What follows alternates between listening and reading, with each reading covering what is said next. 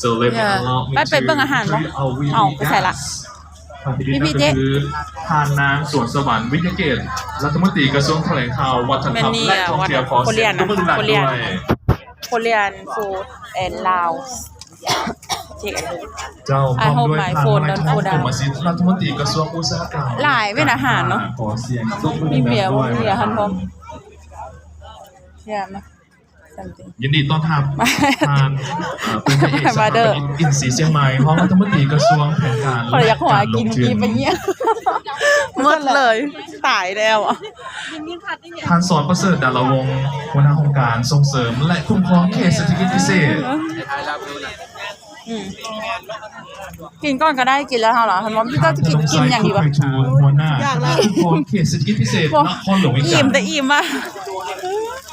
อันนี้ฟูท่านนางหลวงชื่อเหวินรองประธานบริษัทลาลาทูท่าหลวงพัฒนา Yeah, a lot of people but they still not yet go to the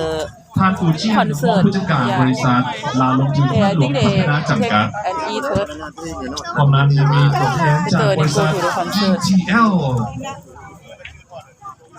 เราขอเสียงต้นเพิ่งดังด้วยเจ้าและบรรดาท่านแขกผู้มีเกียรติสำหรับต่อไปเราพวกเราจะก้าวเข้าสู่เวลาของงานของพวกเราจะขอเรียนเชิญท่านมาหวังชื่อเหวินของบริษัทมาลงทุนท่าหลวงพัฒนาจำกัดให้เกียรติผู้มีเกียรติทำในการถึงจุดประสงค์ของการจัดงานในครั้งนี้ขอเสียงเคยกินโปรเจนอย่างวันนี้ไหมไหมผมหวานเนาะไหมหวานบ้านเขาเราขนมข้าวเปียกดีอันนี้เราไหมเขาไหมมันมั่วอย่างนั้นประมาณไหมเจ็บไปทำไปช่วยโอเคจะมาจากไหนมาเบิ่งโซนอาหารนี้ก่อนนะคำซีค่ะ food first later we go to the festival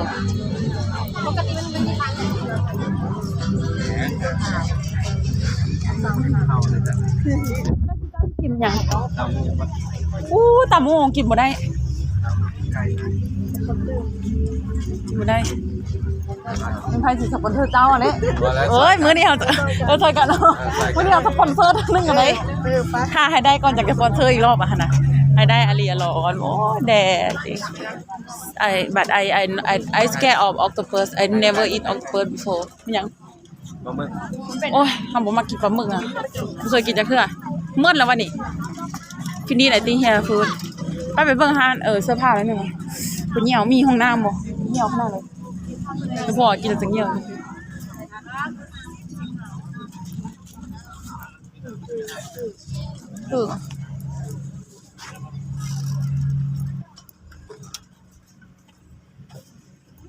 Yeah, it's the dancers. Beautiful style. Finish there, yeah. Gone. Yeah, they have this kind of show. อุ้ยพูดแล้วเขาได้พูดแล้วเสียไปตาได้มือมันหนึ่งมือสองมือหนึ่งเลยลูกเอาหันมาไม่ดีเล่าเสร็จเช้าคู่เสร็จเช้าเจ้าไม่เสร็จก็ได้มาสไตล์ครับโอ้ยมันใหญ่พูดผู้เกิดผู้ชายค่ะนะเบิ่งได้เด้อของแท้เด้อเจ้านั่นเด็ดมาขายยากับใส่ยี่ห้อนี่แหละเจ้าdiscount สูงพอยาวแสนเช้าพอสั่งแสนหนึ่งแล้วกับผ้ากับมันมี80,000มีทุกเบอร์เด้อเบิ่งได้เด้อเจ้า Hello everyone now I come concert Korean concert in Laos Korean concert in Laos I come with my auntie and my brother and me Nicole thank you for watching my YouTube channel and thank you for the subscribe today we will go look the concert together it's a Korean superstar meet with Laos okay now we take a look hot air balloon firstมันลงมาละ they down coming down now yes festival พอละอาจจะภาพมันส่งภาพเพราะว่าได้มาเขาไปเสียดายเวลานี่ปัดได้มันสมา8 โมงพอดีไปเห็นอย่างเลย here this is the road I think yeah we go like that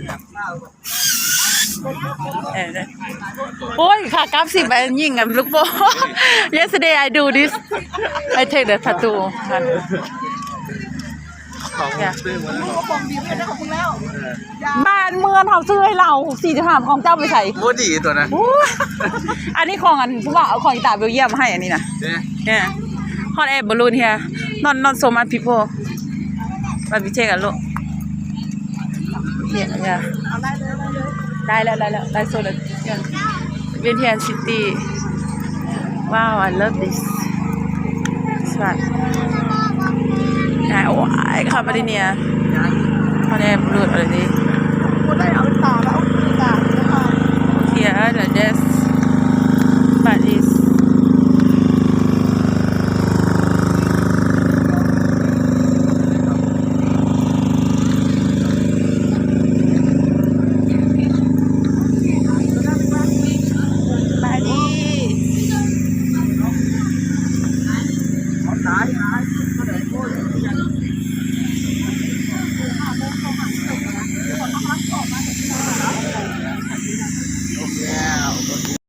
คุณเนาะเมื่อกี้ที่จริงเมื่อกี้น่าจะคนหลายนะเขายังพูดเองจริงจะหล่นนะโทรศัพท์โอ้ยส่งผมคอยด่าอย่างนี้สิไลฟ์ลงยูทูบตอนนี้ now we alive บอกงานไลฟ์สิใครเนี่ย ท่านหลวงเฟสติวัลโคเรียนลาวเดี๋ยวนี้ลองมือหล่นมัดพี่เผยจริง สวรรค์ของคนเมืองเลยกว่าได้วินาทีทั้งหมด365มิต้าและทุกทางอ่านก็คือสูงถึง$5 billionเป้าหมายของ น่าไปซ่อมงานไปไล่ต้นแถวนี้ก่อนนะ ศูนย์การค้ากับบริการและ ไปซ่อมจูฮานไปซ่อมเบิ่งตลาดไปซ่อมเบิ่งตลาดมีโกลาวไอซีเดอร์มาร์เก็ตเพิ่น เข้าที่ไหนเข้าบ้าน ว้าวแม่อะไรเข้ามอง project of $5 billion Oh yeah, many Korean style. shopping center, a services center, and a new landmark Have the food. กี่จะว่าซอกซื้อน้ำปองน้ำปั่นมันกินมั้ย ในเมื่อนี้นะครับการดึงดูดเอาการลงทุนส่งเสริมการท่องเที่ยวระหว่างสปปลาวและเกาหลีโดยเฉพาะนครหลวงจันทร์ยังเป็นสถานที่ที่ตั้งของเขตเศรษฐกิจพิเศษบึงข้านหลวงที่ให้แห่งการพัฒนาของเขตดังกล่าวบรรลุตามกำหนดเป้าหมายของโครงการ Festival So the objective concert of today's event is to attract Maybe we investment gonna go and there, promote see tourism something, between maybe Laos, reading Vietnam, something. and But South right now I Korea, want to try especially the in food Vientiane here Pavilion first. as a location of the Tham Luang Lake Station.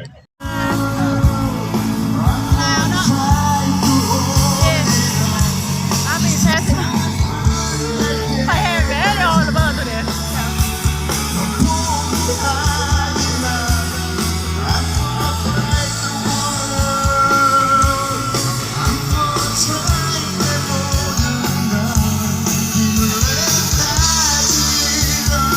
But not much people, I think.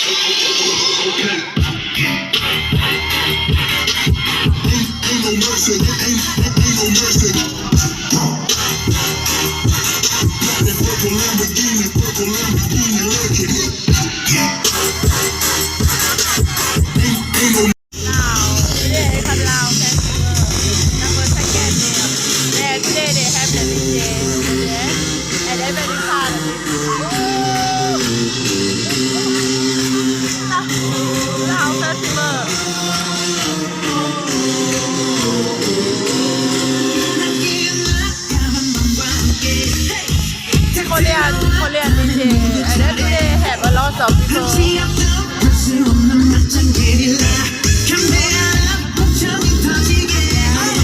ลาว Come on, we go party together.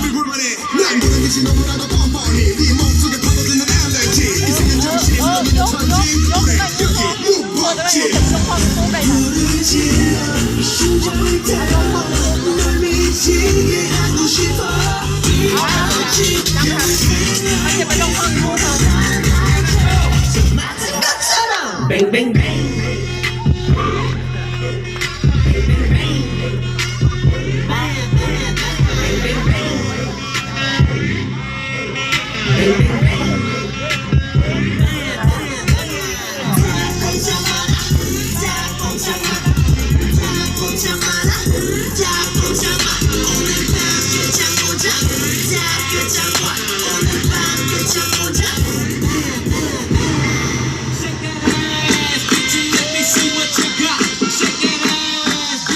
DJ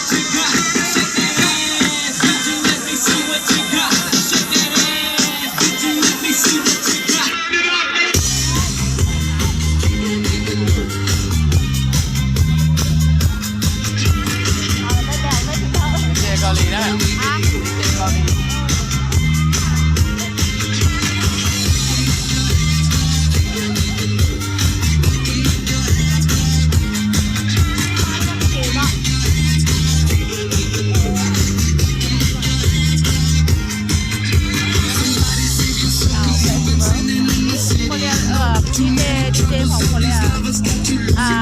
ดีเจมาจากประเทศคนเนี่ยวันนี้เรามาไทยดูบุญธาตุหลวงคอนเสิร์ต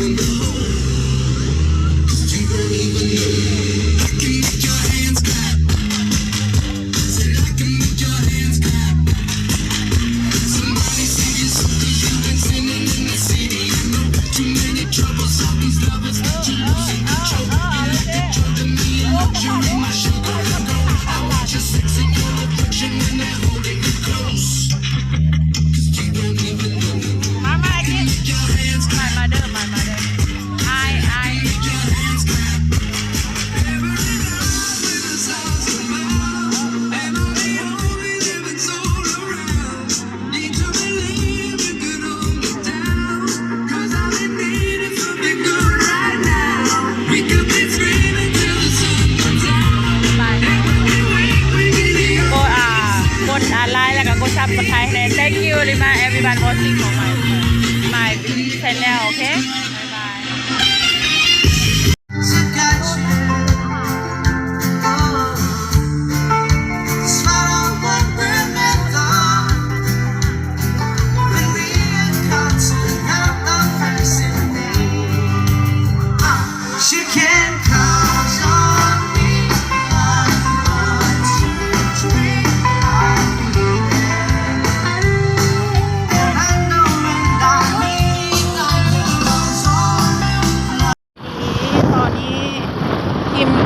ไปวัดคำชะโนดเพราะว่ามื้อนี้วันศีลใหญ่ที่ไปไหว้ไปให้บุญเนตกันน้อยแล้วก็ตอนนี้กำลังขี่รถไปกับคุณป้าคนสวยยาวพากันซิ่งตลอดตั้งแต่มาเวียงนี้แต่ละมื้อนี้มีแต่ห้องกระเพาะเจ้าแล้วก็รู้สึกว่าน้ำหนักขึ้นหน่อยหนึ่งไหมพวกกินหลายนะอาหารบ้านเฮามันแซ่บเนาะมันบ่คืออยู่ไทยอาหารแซ่บ มาเบิ่งบรรยากาศอยู่เวียงเดี๋ยวนี้อยู่เวียงมันหนาวน้อยหนึ่งอะไร Now it is coming very colder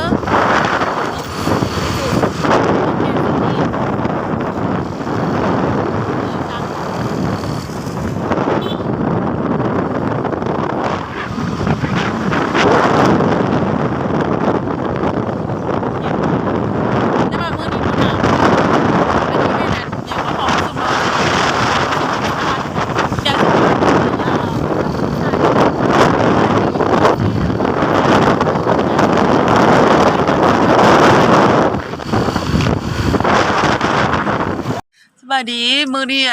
คอยยวนมาให้บุญอยู่คิมของแล้วก็ซื้อปลาเกาย่างอยู่วัดอันนี้แล้วก็มีเต้ามีปลาเกาย่างเกาจอกแล้วก็มีนกเป็นของป้าค่อยมื้อนี้พวกเขาสิมาปล่อยอันนี้แม่น้ำของเนาะอาหารเป็นประเทศไทย Like that in Thailand today I come to I don't know to say I buy the feed from the temple and then I want to put in the water yeah let's see and then there is Thailand here is Mekong River น้ำของ here นายแอดจับไปทันเนี่ยบ่ต้องกลัวหันเด้อจับในนี้เลยขอตั้งกล้องแล้วตอนนี้ตั้ง นบ จับเอาลงแม่บ่เห็น นบไหมนบก่อน ต้องดอกเนี่ยปล่อย ถูกกันไหม เราจะปล่อยเต้าก่อนเนาะ เอาปล่อยเตาก่อน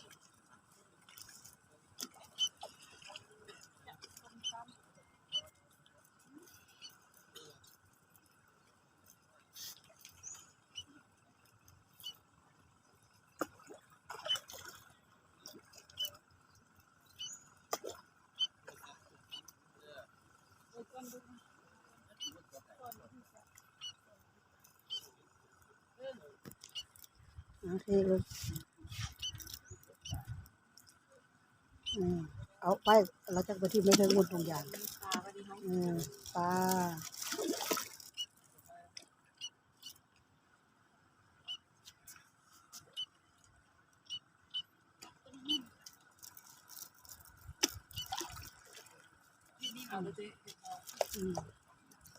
เต้า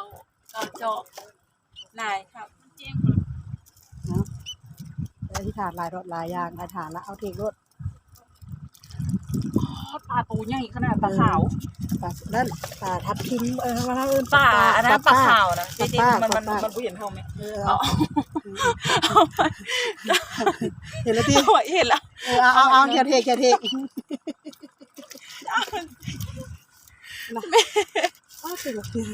ในของ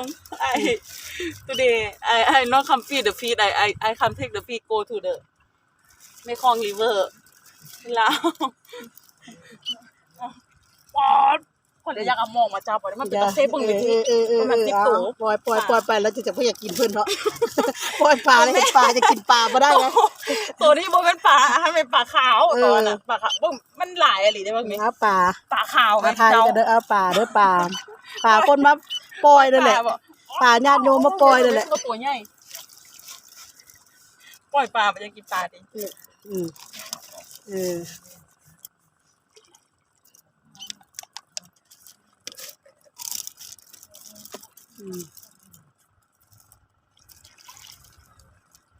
จะบึ้งจะกินมันเป็นตะเซ่โลปลายด้วยอันนี้ก็หอมพอดีแม่นมืดเนาะเกายางเลยตะโคกตะเข็งปล่อยนกปล่อยปลาขอให้มีแต่เงินจำเงินล้านเงินแสนเงินล้านเงินแสนเงินหมื่นเลยเป็นคาเฟ่แต่มีชื่อเสียงในกระโปรงกระปูเนี่ยในซอยดีซอยน้อง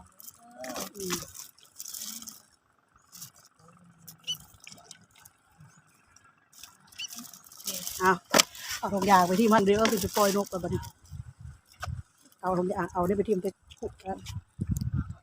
โอเค finish ปล่อยปลาแล้วล่ะบัดนี้บลาสิพาขึ้นไปเทิงไปถ่ายวิดีโออยู่วัดจักวัดอย่างลำบุฮูลืมนะวัดทงห้างอยู่อันไกลอยู่บ้านห้องวัดทงห้างอยู่แถวเวียงนี่แหละเบิ่งแม่จิบเจ้าน้ำคงมางามเลยไปเอาจะปล่อยหรอวะจะปล่อยก่อนเดี๋ยวทายพวกไปเลยมั้งคนละคนขอเนาะตอนนี้อันนี้วัดอย่างกับเจ้าของวัดวัดทงธาตุเนาะ ตอนนี้เฮาฮอนวัดธงทาดมื้อนี้สิมาปล่อยป่าปล่อยนกปล่อยเต่านี่นะคะขอเบิ่งนี่มื้อนี้ค่อยมาเฮ็ดบุญมาปล่อยป่าปล่อยนกปล่อยเต่าสิปล่อยป่าเก้าจอกกับปล่อยเต่าคู่นึงมาเอาโซ่กับมานเอาลาบให้เฮงปีใหม่แม่นให้เฮงปีใหม่นำกัน ค่อยมาขอกันเนาะบ่ว่า ให้ บ่ว่า พา บ้าน เจ้า เนาะ นี่ พวกเขาเคยมาขอแต่บ่ได้นะ Today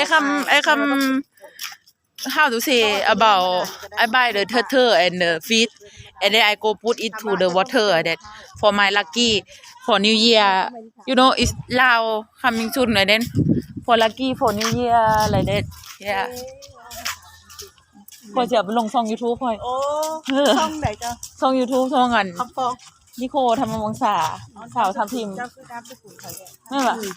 โอ้นามสกุลคือกันเลย แม่น้ำสกุลพ่อกับน้องสาว นามสกุลนั่นเดียวกับค่อยเลยป้า คนโบราณเนาะไม่เนาะคนโบราณไปเลยเนาะ เนี่ยจะว่าบัดงามเนาะแบบห่มเย็นดีเนาะป้า แม่เดี๋ยว ไปเฮาสิไปนกไปปู่ทอดป่านำกัน เบิ่งเบิ่งเครื่องนุ่งมาวัดดื้อมันสิเป็นอันนี้เนาะInside is very I think inside is very clean very clear อะไรได้มือนี้นุ่งทรงขายาวมาวัดเลยมือนี้แต่ถ้าว่าได้บ่เป็นหยังบ่แม่นทรงขาสั้น ของไหว้ลูกเด้ของลูกเด้ของไหว้เด้ เอาไหว้ว่าเขาต้องมาไหว้ล่ะ บ่เขาจะเอามาให้ ชุดเท่าใดล่ะ อันชุด1 40,000กี เออว่าโอ้อันเฮาเลือกเองมาเป็น แม่ สูตร จะ นี้ เลือก อันนี้ก็ได้ แต่ว่า บ่ ตัวนี้จะเป็น 69,000 อันนี้เด็ด เป็น สุด ข นี่ นาดตันปู อันนี้ไหว้ พญานาคเขา69,000เสริมบารมีเสริมทรัพย์เสริมโชค ของค่อยเอาอันนี้เด้อค่อยเพราะว่าค่อยปล่อยอาหารหลายละเอ้ยอันนี้ได้เป็นอันเท่าไหร่ อัน นี่ หนึ่งไม่ก็ยาง129,000 อันนี้ 139,000 แม่ แม่ เอาค่ะเอาตัวเดียวค่อยเพราะว่าอันนี้เท่าไหร่กับพี่ นี่บัตรนี้มันเป็นบัตรดังเลยคือเจ้าลองมาเด้อบัตรซื้อบัตรแม่งแล้วก็เจอยู่นี่ เขาจะเอาเป็นสูตรเขาจะขายสูตร วัดพระแป้วเป็นสูตร ให้บุญต้อนรับปีใหม่เพราะว่าสิฮอดปีใหม่แล้วฮะจักหน่อยเดือน12ก็หมดละบรรยากาศอยู่ว่ามันสิเป็นอย่างนี้แม่นบ่ เงินก็ทำเมน สิ อันน่ะอันนี้ก็ขายเงินก็ยังบ่ได้นะธรรมดาคนเอาบะก็คนสิมาแนวนั้นน่ะคือมาได้เพิ่นได้เพิ่นจะมาแก้เจ้าได้ว่าเรื่องแก้บ่จะบะน่ะ ค่อยก็ใส่บักไม้เลยแหละ ไม่ก็ยางกับหน้าเก้าเสียจะต้องว่าสิโลด ว่าคันมาบะ แม่ มาแก้บะเลย ลูกได้ถ้าว่าลูกได้แล้ว มื้อนี้ค่อยว่าสิมามาขอ แม่ ก่อน เจ้าหันบ่ได้เจ้าต้องขอใหม่ ขอไม้ก่อนเนาะขอไม้คันมันได้แล้วเขาจะมาแก้บะ แม่น แบบเอาเป็นตัวอย่าง เอา เนาะ มาออกมาให้ เอามาให้ ลูกก็ฝากกันมา นี่โอนได้อยู่ว่ะป้าคั่นแม่นนี่เนาะโอ้ง่ายระบบโอนกับเจ้าก็มีเดี๋ยวนี้ทันสมัยหลายได้อยู่ลาวเฮามีระบบโอนระบบหยังพร้อมวัดพญานาคของน้ำของงามเนาะ ฮะ โดย พวกป้าผ้าป่า ถ้าป่ากับเต่า เขายางเลาะถ่าดิ ใช่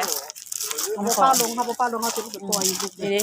อันนี้วัดฮานอยสตามีพญานาคงามเลยนี่ฝั่งไทย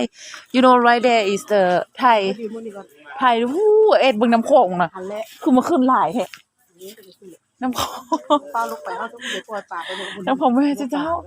โอ้ยงาม you see over there is Thai and Lao is very near here is Lao there over there is Thai the border one you know I think if the water not strong you can swimming go to the Thai there also but I like this temple so much because it's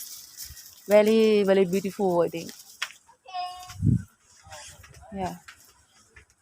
yeah I like this I don't know how to say dragon เวลาถ่ายโฮเราเจ๊เนาะปล่อยนะ เขาลงไปต้องใส่น้ำตาลไม่ดื่มตา Now and then I will tell you also my country Batusai is famous in India is over there yeah you can see it's very far but okay มันใกล้ทางไปมันนอกมากเลยประตู we are. This is Batu Sai, Lao. Lao city is center city of Laos. That is. Yes. You can see here. And then here is office. I always come here. Nice. I like so much. I love my country.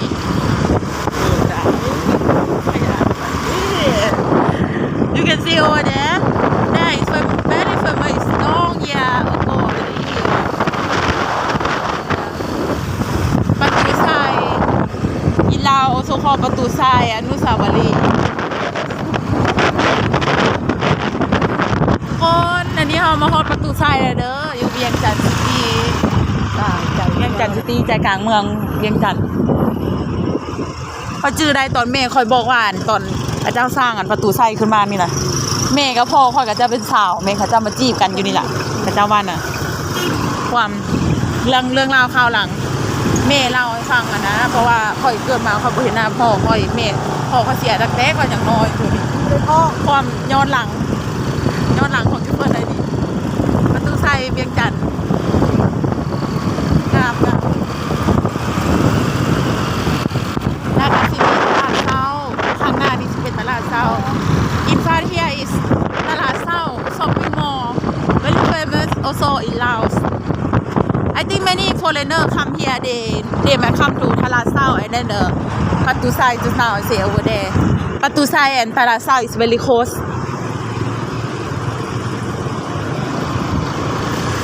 Yeah, nice.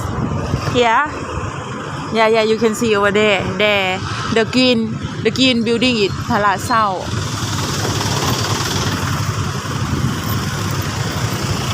ความทรงจำเต็มโทรศัพท์หลัง Now we waiting for the traffic light. I and my aunt.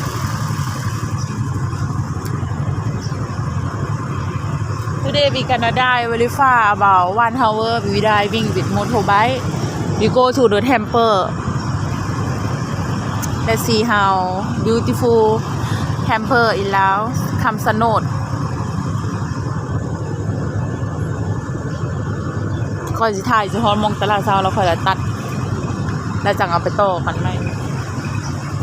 Very hot the sun today but the weather is not so cold.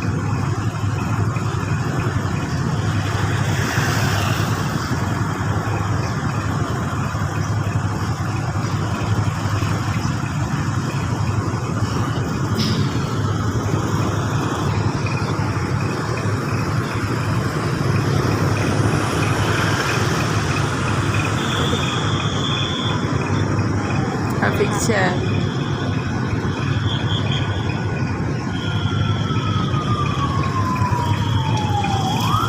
Because a lot.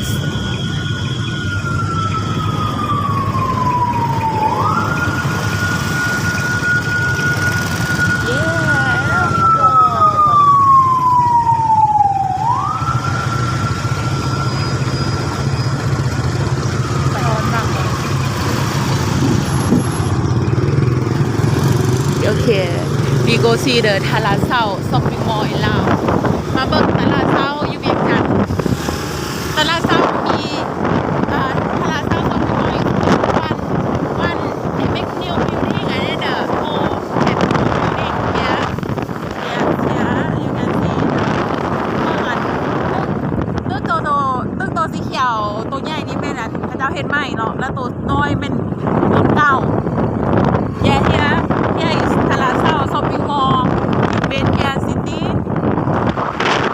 It's very famous here. I think people know Laos, and then this is old building. Here is Palasao, yeah. Oh.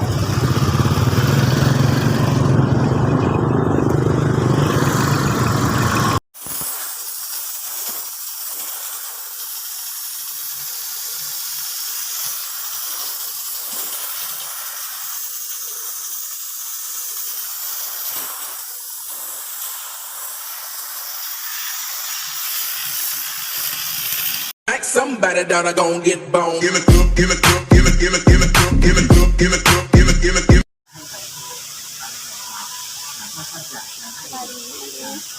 มื้อนี้มาอยู่วัดศิลาชาเป็นวัดพญานาคแล้วก็วัดดังมื้อนี้รู้สึกว่ามีบุญหลายเพราะว่าได้มีโอกาสมานบมาไหว้วัดเพิ่นฝากกดไลค์กดติดตามให้เด้อสิพามาเบิ่งวิวนี่มันสิเป็นอันนี้เนาะวิวธรรมชาติมากับเอื้อยมานี่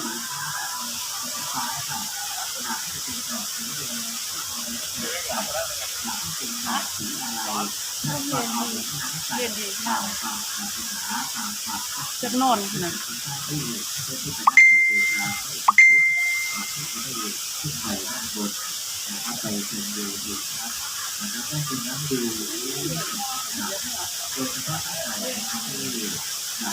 งามอากาศเย็นดีแล้วก็งามหลายบ่อยากเมื่อเลยตอนนี้นะเบิ่งมาเบิ่งเลยมาก็เจ้าจะเป็นห้านตกตาดอย่างนี้ล่ะคนโบราณทั้งเทิงเนาะทั้งเทิงก็สิมีแบบเป็นชั้นสวรรค์เมื่อกี้นี้ค่อยกับเอื้อยกับไปถวายพากันไปถวายสังฆทานแล้วก็ผ้าจีวรตั้งแต่ปีใหม่มานี่บ่ค่อยมีเวลาปานใดบ่ค่อยมีเวลาอัพวิดีโอลงปานใดแต่ก็สิพยายามอัพลงบ่อยๆอยู่คนอื่นก็ได้อนุโมทนานอกจากนั้นขอเสร็จแล้ว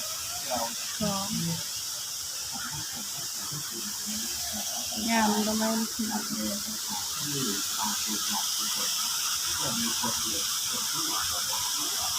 ถ้าเป็นไผได้มาศิลาชาหรือว่ามีโอกาสได้มาก็สามารถมาวัดเพิ่นนี้ได้เนาะวัดหยังชื่อวัดเขาพระศรีโสธรเป็นวัดพญานาควัดดังแล้วก็ตัวพญานาคเพิ่นงามหลายงามมาเลย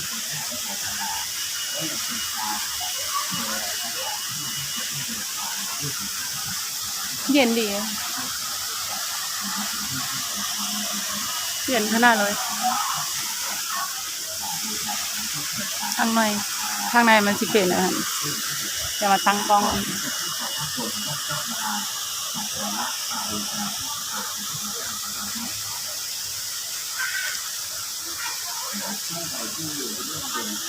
อาจารย์เจ๊โอเคไหมเดี๋ยวเราเข้าไปเบิ่งข้างในเข้าไปเบิ่งมองน้ำตกตาลมันจะเป็นคล้ายๆกับwaterfall สาธิตอาจารย์บ้านเฮากับน้ำตกตาลโอ้ยยาโทรศัพท์ขอตกเลยเบิ่งเป็นไรก็ติดตามไม่แน่เบิ่งงามหลายนี่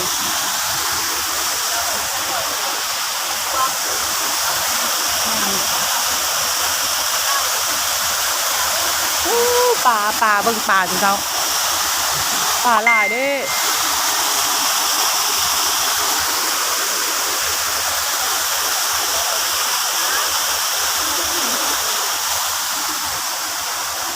ป่างามแต่ว่าหม่องนี้น่ะเย็นอหลีเลยมันเพราะว่ามันมีน้ำแล้วก็มีป่าเย็นแห้งเย็นหลาย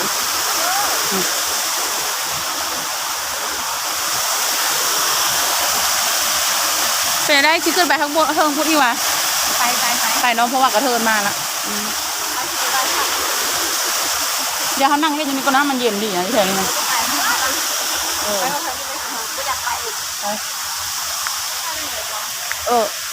เดี๋ยวย่างลูกวาวนี่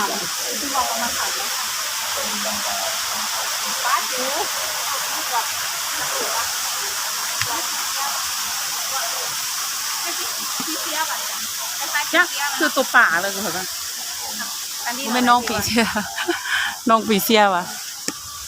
เนาะน้องปีเสียหรือว่าปีเสียวะปีเสียสิไปบัดนี้จะมาสิขึ้นไปทางเทิงมันสิเป็นคันใดเป็นคันใดสูงขึ้นไปอีกเบิ่งไปกับเจ้เพื่อนล่ะไปกับเจ้ใหญ่เพื่อนมาเด้อตามมาอันนี้เขาขึ้นทางนี้เลยเนาะเอาการกับบ่เคยมาเลยจีเบิ่งสิเอาให้เบิ่งทางงามเนาะบ่เป็นทางขึ้นนะคะเฮาไปเส้นคุณบ่จักถามกับเจ้าบ่ บูบอกว่าอยู่ทางเทิงคุณยังมีอีก มีพระอีกได้ โอ้แบบวันนี้ได้วิดีโอที่แบบงามหลาย ได้วิดีโอวิวดีเลย ข้างบนไปทางไหนคะพระสีทองน่ะยุขึ้นฝั่งไหนคะฮะตรงนี้หรือคะทางขึ้น ไม่มีอะไรแล้วเหรอ มันบ่มีอย่างอะไร ว่ามีอย่างแต่ว่าเขาขึ้นไปถ่ายวิวเลย มีวิวให้ถ่ายไหมคะข้างบน เป็นพระขึ้นทางนี้หรอคะไป ลุยกระเทินมาแล้วเอาให้คุ้มนะ สายลุยไปเลยค่ะโอ้สวยมากเลยค่ะเบิ่งจะให้เบิ่งกระโปรงคุณเจ้ามือนี้ชิลุ่มนอกกระโปรงโอ้โหนึ่งเกือบแขวค่ะ ข้างบนอันที่สีทองอ่ะ โอ้คนละบ้านเหรอไม่เป็นบ้านตัวนี้ คนละฝั่งเหรอคะ โอ้เราค่ะไปข้างล่าง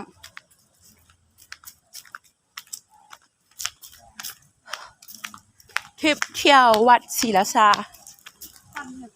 เรื่องคืออะไรใช่คือแบบ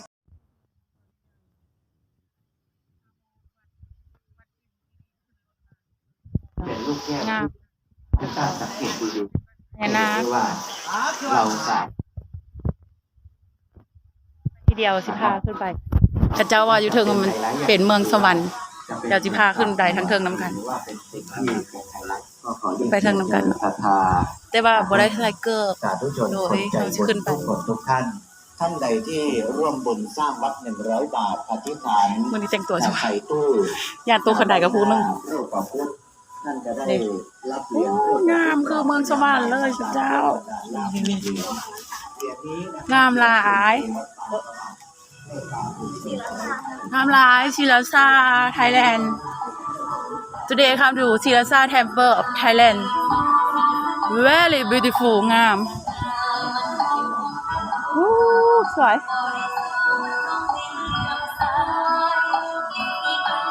งามหลายมาเบิ่งวิวคำลูกศิลาซาวิว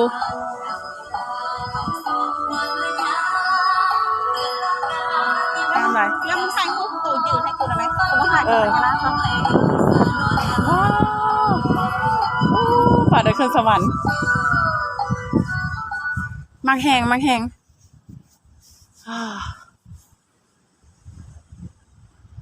อามืออัน เจริญศรัทธา แบบคือ สาธุชนคนใจบุญ ยืนอันนี้แล้วมึงถ่ายให้กูได้ไหม เออ แบบว่าคล้ายๆเขาเนี่ย ด้านบน วิว นี้ พ่อ ก็ เราเฮ็ดค เป็น ล้ายๆ ลาน เขาลูก ปฏิ นี่มือนี้สิพาไปเที่ยววัดเขาสคูอยู่ศรีราชาประเทศไทยกับเอื้อยแล้วสิถ่ายวิดีโอมาให้เบิ่งฝากกดไลค์กดติดตามให้เด้อตอนนี้กำลังขี่รถขึ้นทางสั่นได้สั่นว่าเลย แต่ว่าก็สิมาให้ได้เพราะว่าอันเว้าหลายเทื่อแล้วก็จะมาตามมาว่าโคตรสวยเลยโอ้เฮลแล้วสุดยอดเอาอีใส่บักขึ้นคันไหน นี่เขาขึ้นอันนี้ ได้ละฮอนแล้วก็ตามมาเบิ่งโอเคค่ะไปครับ